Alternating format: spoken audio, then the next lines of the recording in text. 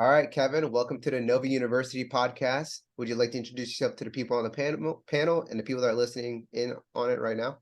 Yeah, how you doing, guys? I'm Kevin Jennings, entrepreneur. I own a construction company, and also I have an educational platform, which is called the Government Cheese. Thanks for having me. Nice, nice. Explain what the government cheese is.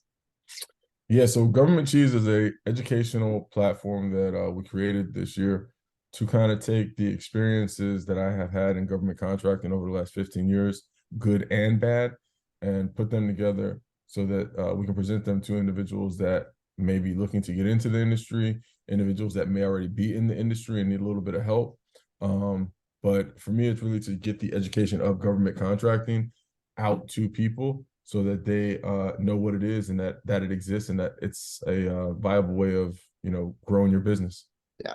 And before we even get into the whole government contracting and you contracting in general, a lot of people, they kind of want to know your beginnings. So what was it like growing up? Did you have that financial structure in mind? Like, did your parents teach you about all this stuff? Like, what was it like? Yeah, nah, for me, not at all. My parents were there, my dad came to America from Jamaica at the age of 16. So like, and then he went into the military at 19. So we had not like nobody in our bloodline had ever really made or had any success like that. As far as entrepreneurship, everybody kind of was. So my grandparents on both sides, father and mother side, all worked for themselves. So the one thing that I can say about my background growing up is that I always saw people work for themselves. Like I never saw anybody really ever have a job. So the last time that I saw somebody actually have a job and like work for someone else was my dad. He worked for Eastern Airlines right before he started his company. So like early in life, like I saw him go to work, but aside from that, everybody else in my life always was an entrepreneur. So kind of entrepreneurship for me was all I ever knew because that's all I ever saw. But with them being like that first generation of individuals to really come to America and dive into entrepreneurship, they weren't necessarily very successful. Like we had very humble beginnings because they were just trying to figure it out themselves. Yeah. And what's your definition of entrepreneurship? So for me, it's just really having the ability to take a passion or dream that you have and then turn that into a viable business that you can pay yourself with and that you can provide an income for yourself. So it's really taking a passion or dream, a vision, anything like that that you have, and then turning that into something that is actually making money. Nice. And making money through being all to yourself, being on 1099. And so you actually saw all your family members actually owning their own stuff, being on 1099s. Mm-hmm. And growing up, you're like, okay, this is what I'm going to do. At 18, where you're like, hey, I'm going to start a business. Or what did you do at the age of 18? Because that's how people kind of transition into adulthood. Yeah. So I actually went to college because I had that thing like I was gonna be the first one to graduate college. I was gonna be the first one to actually go. I played football, so I went to college for sports. So was just doing that. And it was funny, like, because while I was there and I was, playing sports and going to school and trying to get my degree, I actually started a business in college because I saw an opportunity to make money doing stuff. And then so when I did that, it kind of actually that's what pulled me away from being so focused on playing football and really taking football seriously to try to really get to the next level was because I started a business and I became an entrepreneur like in college and I started making money and I loved everything about, entrepreneurship. Yeah. And what business did you start in college? Yeah, so in college I started a marketing promotion company for the entertainment industry. So I went to school at Florida A&M, which is in Tallahassee, like right down the street from FSU. Mm-hmm. And I had a buddy of mine that I met that was a DJ. And so I started doing like promotion work for him and marketing work for him. And then at the time, the rap industry was really starting to expand. So then what I did was I started a street team and promotion company. So we would be hired by different record labels and different artists to distribute their stuff on the college campuses. Okay, nice. And how much do you still have that company or that Nah, business, or did you sell that that? was literally that was something that I did just in college, and even like when I got out of college, I didn't even pursue anything in the music industry and try to do that. What happened with that? Did your passion just fall away? Yeah, yeah, pretty much. Okay. Like, it was cool, it was money, but it wasn't what it wasn't what I liked. It was just like I said, I saw an opportunity while I was there, and I Hmm. actually stumbled upon it. Like I didn't try to find it. The way I got into that is kind of like there's this one nightclub, it's called the Moon, and so like it consistently sells out all the time, right? And so like us as like being on a football team, we would be in there all the time, but then there would be people that we knew that couldn't get in. And so then I found a way that I would be able to get extra tickets every week. And then I started selling those tickets. That's how it started, and that's how I got into it. And then I Nice. just started meeting the people that worked there. And then it went on to throw a party, started throwing more parties, started meeting different artists, bringing them down to the city for parties. And then, as we were passing out flyers to promote the party, so a couple people were like, hey, can you pass out some of our CDs? Then we started doing that, and then it just expanded. Yeah. And do you believe that college was worth it throughout the whole time? Um, And by the way, what degree did you go for? I started in business. I got kicked out of business school because the dean of the business school said I would never be a business person. And so I went into engineering. Uh, so college is good because it teaches you a lot of things that if you didn't do it, you would still learn, but you would have to learn the hard way, right? College is bad because they try to create a structure for you to become an employee. All college is a breeding ground for Fortune 500 companies, right? So it's like, if you don't have that mentality to where all you want to do is work a job for a large corporation, then it's really not for you because that's really all they're teaching you how to do is how to be a great employee. And that's really all that it when you really look at it, like if you go on like Indeed or something, you're gonna have your top tier corporations and their minimum requirements are gonna be, bachelor's or even nowadays master's degrees. And then there's still other jobs on Indeed that don't have those requirements, but the pay is a lot less. So really all college is doing is just making you a great employee for the top tier companies. Yeah, I agree with that. And what did you do after college? Once I guess the whole doing the whole business in college that was over. Now, what did you do after? Yeah, the business, like when I got done with college, I wasn't doing the music stuff no more. I wasn't playing football. I thought about and tried to do the whole NFL thing, but it really wasn't for me. So when I came back to Miami, I started doing real estate. I was working as a construction, like a laborer, because I went to school for civil engineering, like I said. So I was working on a construction site, and then that's how I got introduced into real estate. So then I started in real estate, and then that was like my first, I'd say, real business that I started was my real estate company. Nice. And for your real estate company, was that just like building and contracting in that? Yeah, so we were doing like rehab work, fix and flips, stuff like that. Okay. And then started doing minor renovations for people. Nothing crazy at first because I didn't have my GC license, so it was just like little minor renovations for people. And then I eventually got my general contractor's license. And then when I got that license, it was like larger renovations. We started doing new construction, stuff like that. And would you say it's worth getting a general contracting license? Because a lot of people, they're like for example, here in North Carolina, as long as it's like below $30,000, Yeah. you don't have to, yeah, you don't have to be a general contractor. And a lot of these like big owners of like contracting teams, they don't even have a general contracting license. They split it up so that they don't have to be a general contractor. Yeah. What's your opinion on that? For me personally, I say yes because I'm just one of those type of individuals that I like to know everything that I'm doing. Like I like to like learn the rules of the game. And so for me, I would say yes. Is it technically necessary? No, it's not necessary. That's just and I look at it kind of just like people that get real estate licenses. Like, do you really need a real estate license to sell real estate in 2023? No, you don't need it. Hmm. But you know what I'm saying? If you want to be in the industry and you want to understand, you should probably get it. So, and that's the same thing with the GC license. No, you don't technically need it, but you should get it.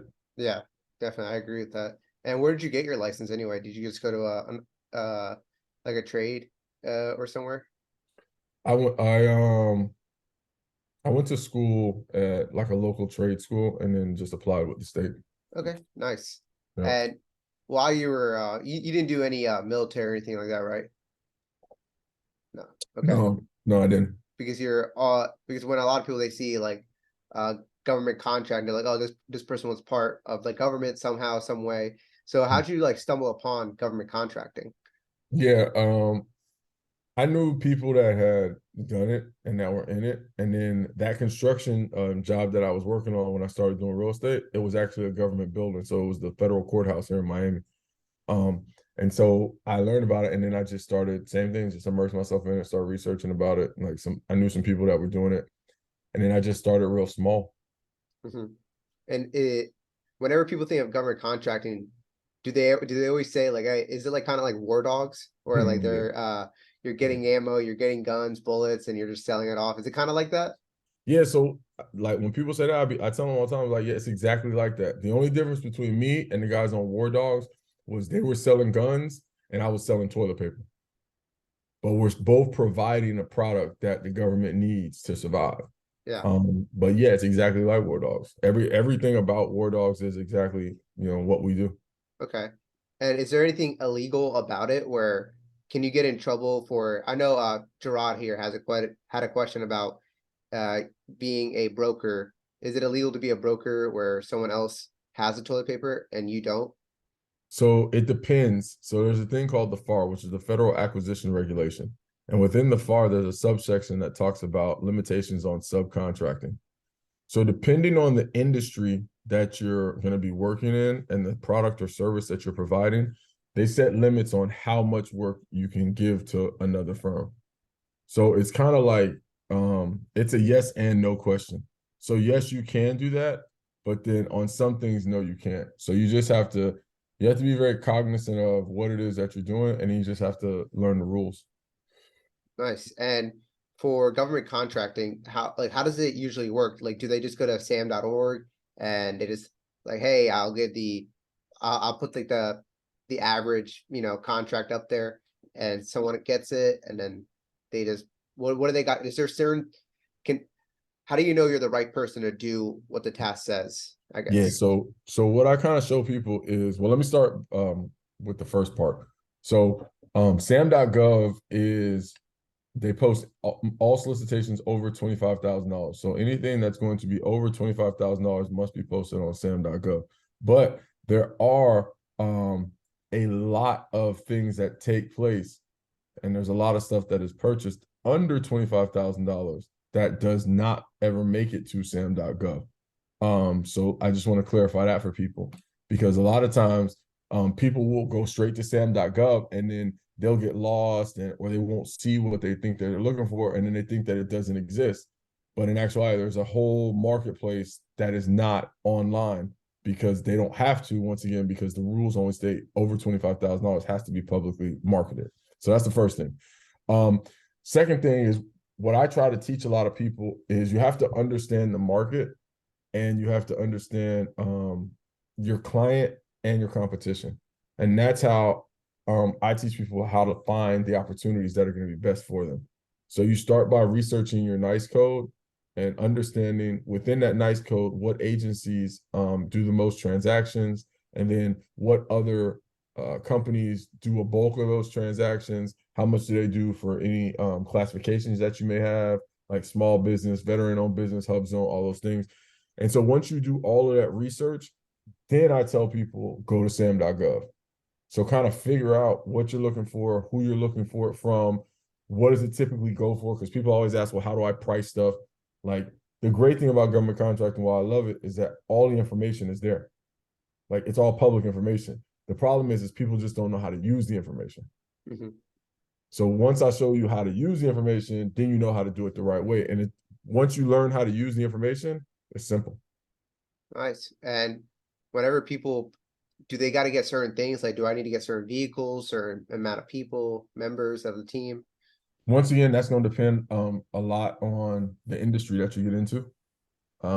There are some industries where you won't need anybody, and there's some industries where you will need a lot of people. So it's really going to be dependent upon the industry that you get into, what you need, and then how much you want to do, right? Hmm. Like, there's some people that they want to grow a massive company. They want to have a bunch of people. And there's some people that say, no, I don't really want that. I just want to run a management firm. Kind of like the broker theory is really, it's just management. It's either administrative services management, project management, construction management. It's just management. So there is an opportunity for you to have, no employees or one or two employees, but still have a 7 or 8 figure business just by having one or two employees. So it's kind of open-ended answer because it can go either way. It really just depends on you and your industry. Nice. And a lot of people are probably thinking right now, what is a pay like? Is it even worth the amount that you're getting? They hear 25,000, but is it tax? Is it, do I need to share it with some people? How does that Yeah. work? Yeah, so in our industry, we typically work on margins anywhere between 10 and 20%, Hmm. depending on, the industry that you're in, and the competition, the type of product or service. But you can think 10 to 20% is what you can typically make on a contract. So if we just stick with simple numbers and we use 10%, if you're doing $1 million worth of work, you're gonna profit $100,000. Now, the other thing you have to take into account with that is that's just pure profit. That's not your general and administrative and your overhead costs. And so you can factor in the cost for you as a business owner if you're working on the project within your G&A. Because with the government, the great thing about them, when you bid stuff, you bid everything and you kind of line item it all out. So if you're going to be working on a project and you're going to be putting time into it, you can factor that in, and that has nothing to do with your profit. So as far as making money, it's a very, very, very, profitable business. A simple example that I could give you would be like if you were to be a administrative clerk and work for the government on like as a 9 to 5 employee, you'd probably make around, 50 to $75,000 a year doing that. If you were to start your own contracting company and bid a administrative support services contract, you would make anywhere between 250 and 300,000. And the reason being is that the government does stuff on what we call multiples. So you can Google it and you can Google multiples by industry. So if you're an engineer, they have a multiple for engineers. If you administrative services, they have multiple for administrative services. And you can kind of Google and you can see what those multiples are. But those multiples can be anywhere between 3 to 5 times what the base salary is. And then that's typically what the government will pay you. Wow. Okay. So it's better to be kind of like almost like a 1099, except for working at a W-2 for Yeah. them. Yep. And whenever people are probably thinking, okay, so you do this, does everybody do this? Is it very like saturated in a way, getting these government contracts?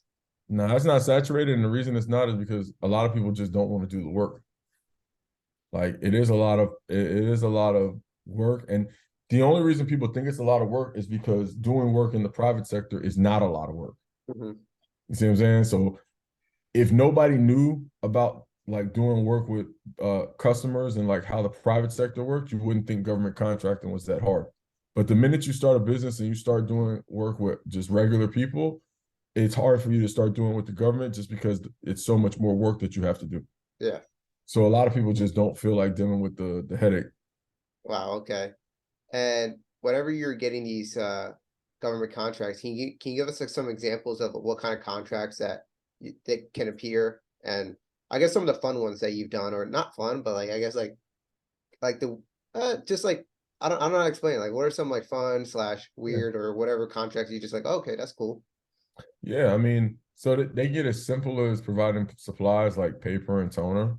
Mhm. They get complex. I've done stuff like underground storage tanks. I've done bulletproofing of buildings with window film, and then normal stuff like bathroom renovations, operating rooms, emergency rooms. So anything that you can think of, the government does it.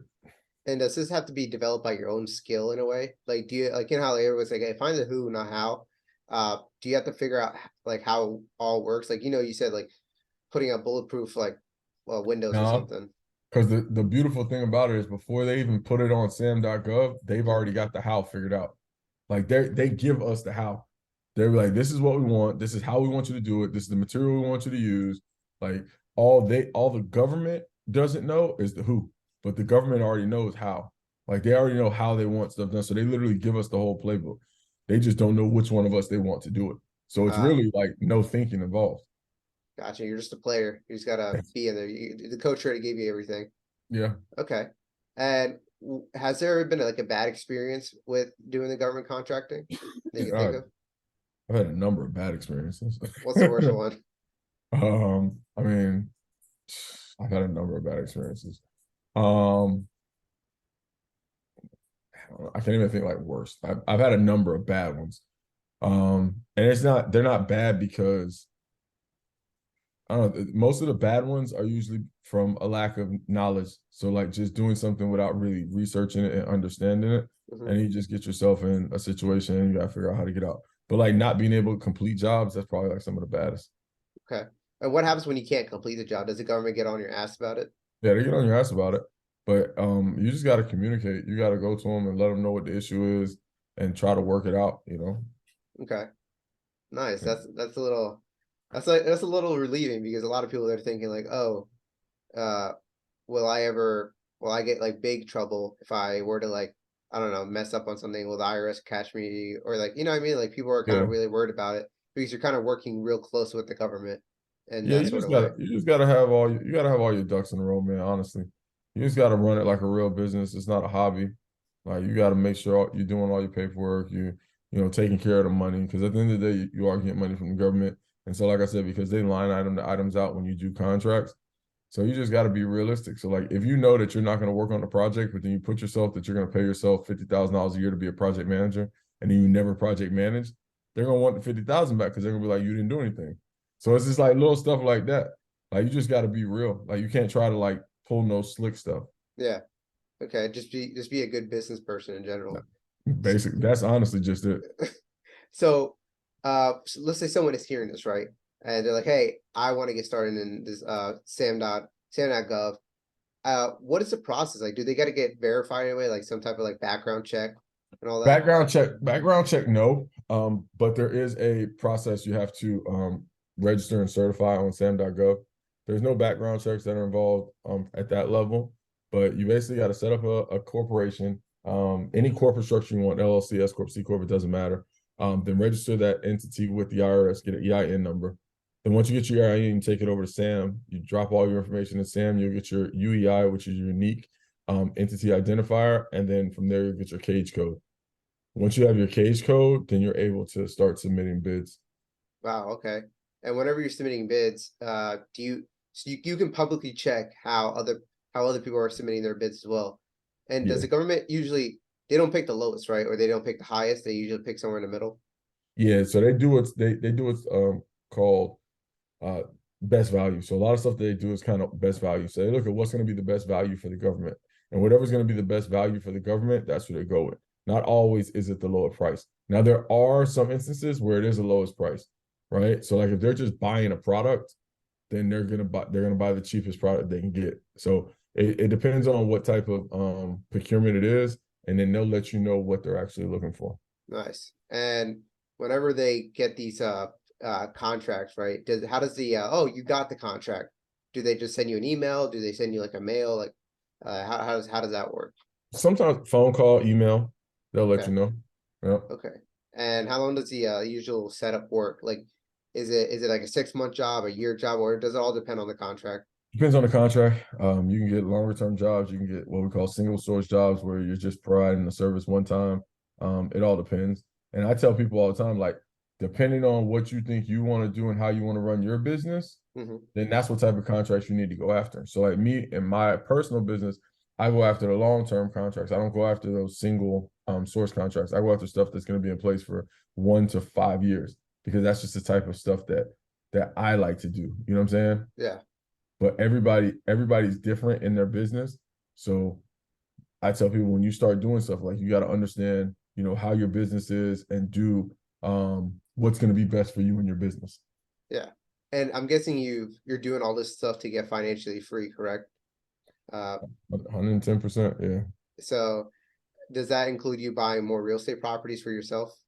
Yeah, that's the plan. That's what it's all about. That's what I Nice. got into it for was to um create a way to then take that money and then put it into other things that I'm passionate about and that I really think will help me grow myself and get myself and my family in a better position. Yeah. So what got like I know you started doing the flipping and everything, but what got you to buy and hold properties? I actually like buy and hold better. Really? I'm more of a buy and hold guy now than I am a flipper. Well, why is that? What gave you that change of shift Um, to because they're not making more land. So depending on where you live, like I live in South Florida, Mhm. property appreciates like crazy. So it's like it pays better dividends than anything else that you can think of. Like in the last 3 years, I think the property values in South Florida have went up like 250%. So it's like you're not going to get that anywhere else. And then typically we're anywhere between 15 and 20% annually increase. So I just like buying home. Flipping's cool if you're trying to like I always say flip like when you're trying to build up capital. You know what I'm saying? When you're trying to get some money built up, then yeah, flip. But like as a long term, it's not flipping's because it's a hustle. Like you're always looking for the next property. You're always looking Mhm. for the next buyer. Like you're always hustling to flip. So yeah, it was cool when I was younger. It was fun, but like now I like buying whole. Now, what's your recommendation for those that I guess a lot of these guys they're kind of coming out like the broke side, right? They're like they don't got the money. They kind of are also developing the skills because we're still young guys, so we're kind of in that stage, in the internet stage, where we have internet, but we have all the resources, but we don't have someone to guide us towards that. So we're now doing all by ourselves. Mhm. And YouTube University, you're learning most of this stuff. Um, what would you recommend for someone that is like broke, right? But they're developing the skills. How would they go about gaining more properties, doing more flips or whatever? Actually, better yet, better question is how what would you recommend for them to become financially free? Um, YouTube is a great tool. Like when I started literally, so 18, I graduated college in 2004, so 16 almost years ago, whatever. I guess I'll be 15 years ago, whatever it is, 16 years ago. Um, 19 years ago. Geez, my math's off. But yeah, my bad. I had to think about that. YouTube, it didn't exist, right? So now you have that tool. So I would say the first thing you want to do is just learn. Like if you can take 2 years and just learn and invest in yourself and just learn and don't try, but just learn, that's the best thing you can do, no matter what industry you want to get into. So that's if you want to get into stocks, if you want to get into real estate, if you want to get into government contracting and you don't have the money to invest into, getting someone to help you teach you, spend 12, 24 months learning the game inside and out. And then once you do that, in every industry that I personally am in, there's a way to get in with very little money. So if that's government contracting and you're trying to get in government contracting and you don't have the financial means, you can do the products like I was saying, right? So you can basically get purchase orders from the government to provide a product. You can go buy that product online from a place that'll give you a net 30 account. Then you can have that product drop shipped directly to the government. The government will pay you, and then you pay that person on those net 30 terms, and then you keep that 10 to 20% margin. And then you just keep doing that and doing that and doing that and doing that. Before you know it, if you don't spend, too much of that 10 to 20% margin, now you've got a couple $1,000 stacked up. Now you can go after a construction project for 25 or 30,000 because now you may have $20,000, $30,000 set aside. And then now you just keep growing. That's how I grew there. If you wanted to do the same thing in real estate, you could look at trying to do wholesaling. Like Yeah. you could be online, build up a seller's list, call, get a property under contract, assign that property to a buyer, make your assignment fee, do that a couple times, and then get into fixing and flipping or buying holding. So in any one of those things that I am personally into, that's what I would say is just once you learn it, there's a low cost way to do everything. The problem is a lot of people just don't talk about the low cost way because it's so much easier to talk about the other stuff. Yeah. But yeah, and it's either I tell people all the time, right? So to do business, it's time and money, right? So if you got more time, you don't need as much money. If you got more money, you don't need as much time. In a perfect world, you want to put as much time as you put money into it, and you'll reach your goal. But whichever one you have, you're gonna have to do more of that if you have less of the other one. Nice. And what would you recommend for those that are kind of still blinded by it? And like they're still stuck in the rat race. What Mhm. would you recommend them to like kind of like get out of that? Yeah, change your phone number. So change your peer circle. If all your friends are the people that you work with every day, find new friends. Like if everybody in your family, if they all go and they work every day and you're around them, distance yourself. Like change your peer group, change everything about that because what the rat race is it's just like it's that hamster wheel. You got to get off of the hamster wheel. The minute you get off of the hamster wheel, like you realize that there's so much more out there. But if you're stuck in that place, that's all you're gonna do. You're gonna have blinders on and you're gonna keep doing it. So if somebody's trying to get out of it, they have to break away totally from it. And that means breaking away from everything that's associated with it. And you Wow. can't be afraid to fail. Because in reality, you're already failing. Like if you're already behind on your bills and you go to work every day, I mean, what does it matter if you stop going to work every day? You're still going to be behind on your bills. You're already behind on your bills. So you might as well just take a chance to do something that you can actually get ahead than just keep being behind on your bills Yeah. because that's what society says you should do. Man, you're 100% right about that. And like that does say something about like people that are stuck in that rat race and they just can't get out because they see it as like, oh, I've been told to do this. I've been told to, hey, if I pass high school, go to college, get a job, get married, I'll be fine. You know what I mean? That's what my dad did. That's what my great granddad did. I just got to keep doing it or whatever. But as time goes, things change. Now we're more in the information era where we don't even got to think anymore. We have AI for all that stuff now. Mhm. So now you got to figure out how can you be better than AI itself, right? You got to have different skills, different things. Because I'm telling you right now, a lot of these people or a lot of like young guys, they don't understand that like skills, right? Being hands on some most of the time is more valuable than you being on your phone or being a computer guy. Because now we're like back then, probably like 20 years ago, if you were on the computer, people would probably go up to you like, "Hey, can you help me out?" Right? But now everyone has a computer and all that stuff, so then they can handle it. See, the problem is that 20 years ago, they didn't realize that people were actually setting them up for this point. So, like, if you look back and you do some research, like in the early 90s, Hmm. they were trying to push everybody to um, computer careers. Computers are the way of the future. Everybody go learn about computers, learn about computers. And then they take those people and says, create AI for us. Like, what are the new creative things and innovative ways that we can do with computers? So then we created the computers that then took the jobs away. So like society pushed everybody to go learn about computers. They learned about computers to create a system to now they don't have a job. Yeah, and that just leaves everybody else looking for a job that can actually pay. Like I'm telling you, like a lot of these guys, some of these like the mechanic rate, the plumbing rate, everybody just going down, and they're all kind of like shooting for computers or software or anything Mhm. that is in that type. And Yeah, a lot of people want to know is like, what was the biggest struggle that you had at like our age, right? In the 20s. it was friends, it was peers. Hmm. Because when you're in your early 20s, you've got all these people around you that have been around you since you were probably 16, 17, 18. Like you got your high school friends, right? And then when you go to college, you'll start to develop new friends, but you're still holding on to some of your high school friends because they're your longest friends. And then when you get to college, like you start to create new friendships, but usually it's people that share the same views as you that are like within the same programs or whatever that are doing the same things. Um, and so if you're trying to do something different, you got to get away from that. You got to change up your peer group. And once you change up your peer group and you get around people that are trying to do the right thing, that are trying to do stuff that you're trying to do, then you're going to elevate because you're only as good as the weakest person around you. That is true. That's 100% true. And now we can move on to ending questions here, Kevin. Mhm. So, Kevin, if you can go back in time and tell your younger self something, what would it be? 18 years old. Buy real estate, Buy real estate? Nice. And how would you recommend them to buy real estate at that age? buy land, buy cheap land, $500, $1,000, like buy cheap, buy cheap land.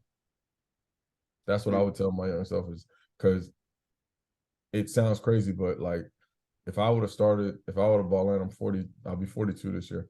If I would have bought stuff when in 20 years ago when I was 22, the prices were like crazy. Now that I look back at it, right? And so, but when I was in that moment at that age, those types of numbers looked foreign to me. They didn't look realistic. And so it's just understanding that you just got to get something and it is going to grow. But if you don't know, then you don't know, right? Yeah, you know. And what question would you like to ask your future self? Hmm. Um, I don't know. That's a good one. I never had that one asked. I'd say my future self, like, same thing. Like, did I buy enough? did I do enough? It's like enough, like what is your scale of enough? That's the thing. That's You what I'm don't know. saying. Because it's like when you're in the moment, like now I'm in the moment, it's like, am I doing enough? Am I buying enough? Like, could I do more? Like, so that would be like, because that's the problem is when you're in the moment doing stuff, you don't know if what you're doing is right. You think Mhm. it is, but you don't really know. That's true. And what do you think the secret sauce is into becoming very successful? Patience Yeah, and determination. patience, determination. And Yeah. for those that, I guess, like for me, right, I have this problem too. A lot of people say you need to have patience, right? You're Mhm. going through this like you're driving, you're always like you're putting in 80 hours a week into this. Like I'm like, I mean, I don't know what patience is, right? I feel like I'm like 50 years old and I got like 10 years to live left, right? I got to work to get this thing done. Uh, what's a way to get patience, I guess, knowing that there's like, Instagram, I'm telling you, Instagram is brain rot itself. But it's a great way to communicate with people. But That's why looking at, I love it for that. I love the communication yeah, aspect. but like I see other people like, succeeding from like, oh, like an 18-year-old just open up a tech company and he sold it for like $2 billion. I'm like, well, okay, good for him, but like shit, like if he can do that, why can't I do that? So here's So the thing. Here's the thing with patience, right? And that you have to remember. So no work that you do goes unpaid, right? And that's the problem is people don't have patience because they're like, if I hurry, then I can get the money, right? But it's gonna be relative. And that's all working a regular job is you put in 40 hours so you get whatever dollar an hour. The thing that we don't have as entrepreneurs is we don't have the unit value for the dollar an hour. So you can put in 80 hours, but if putting in 80 hours is only going to get you a check that's worth $80, you put in $1 an hour worth of work. mhm, Or you can put in 20 an hours and you can get a check that's going to get you $100, but it got you. So that was $5 an hour. So it's really the thing with patience is you got to understand that just put the time in and it's going to pay back. Like, and that's the hardest part is because we're doing it and we're like, we want the reward. We're like, what am I doing this for? How do I get to that point? Right. Um, the thing with like Instagram and like the example you talked about somebody just doing something and getting all this money. What you got to remember is that somebody could do something and get that money, but if they didn't put the time in, they're going to lose that money, right? So like it's not going to be worth it. Like they're going to lose the money because they didn't put the time and effort in to get the money. And then the problem with that is like they can't go get the money again. See? See, when you learn how to make money, you can always make money. yeah, If you get lucky, like you get lucky, like a broke clock is right twice a day, right? So like you could stumble upon something and it worked for you. But the problem is, can you do it again? yeah, And that's the thing that I think we'll see. And we're already seeing it now, like with like the crypto people, like the Sam Bankman Fried. You know what I'm saying? This time last year, he was a god to the crypto people. This guy's yeah. worth so many billions of dollars. Oh man, he's the best guy in crypto. Now he's dead broke. Why? Because he got lucky. He didn't know what he was doing.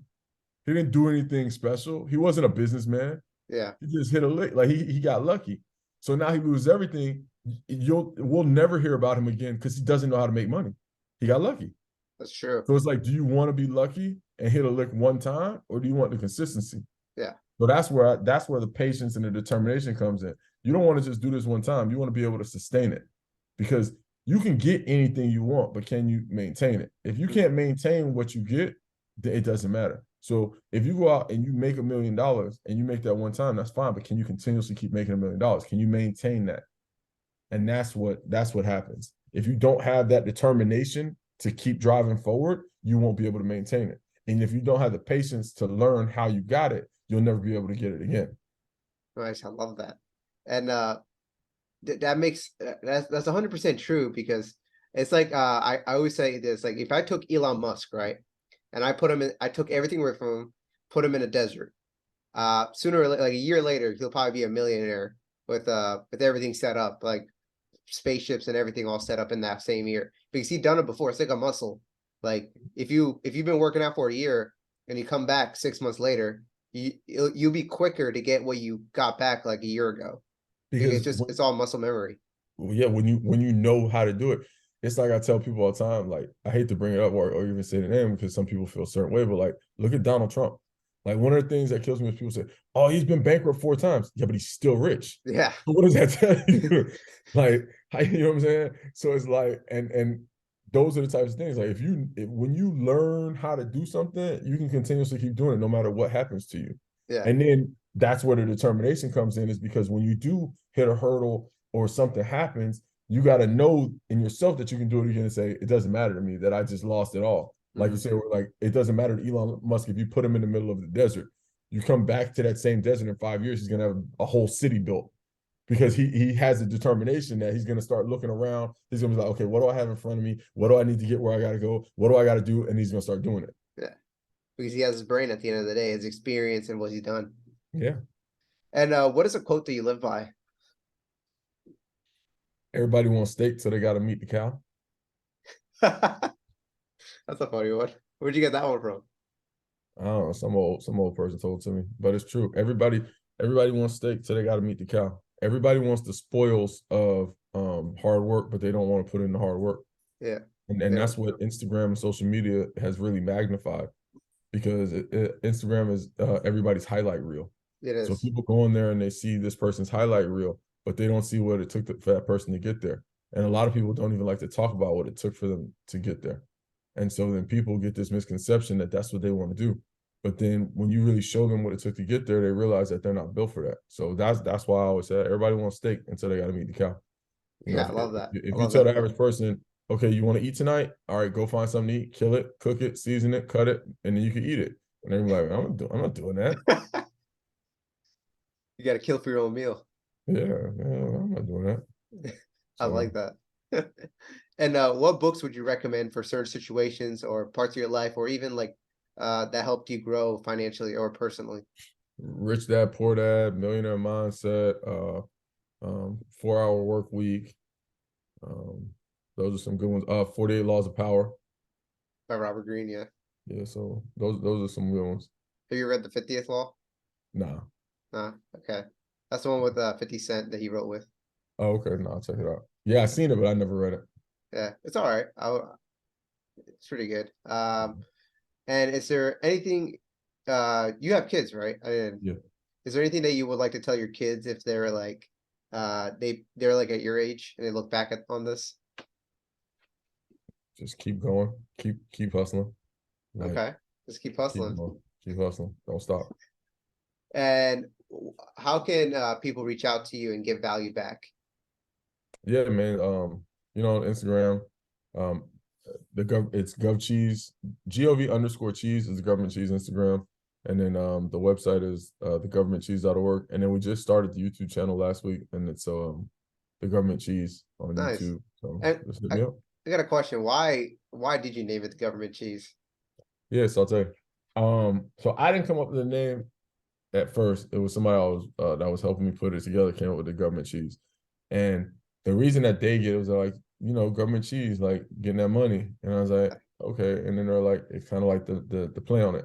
But the reality is why I stuck with it and why I kept it for me is that when I started in government contracting, I was broke, right? And I was on welfare and government assistance. So my daughter was born on Medicaid and food stamps. And so we used to get government cheese. I mean, they weren't still giving out the cheese then. But like this, the welfare assistance is what I raised my daughter on for the first 2 years of her life. And so yeah, I went from being on government cheese to then getting cheese from the government. So that's why it's the government cheese. Wow, okay. I like that. It's a good way to end the segment. Cool. Yeah, but yeah, Kevin, if I hope you enjoyed the podcast itself. You're a great guest. No, thank you. I appreciate you for having me on. No problem.